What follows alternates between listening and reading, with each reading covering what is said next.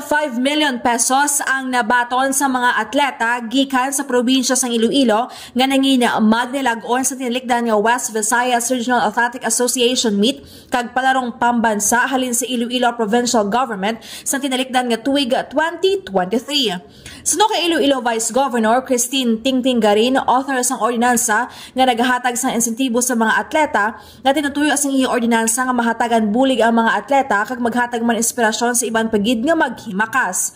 Nagpangayo man sang pasaylo ang natungdan bangod sa delay nga tabo sa pagbaton sa ilang incentive apang nagpasalig ini nga subong nga tuig nga on time na ang pag-abot sang insentibo.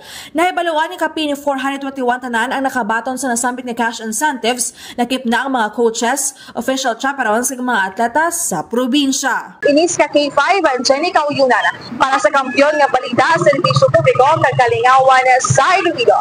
K5 News FM.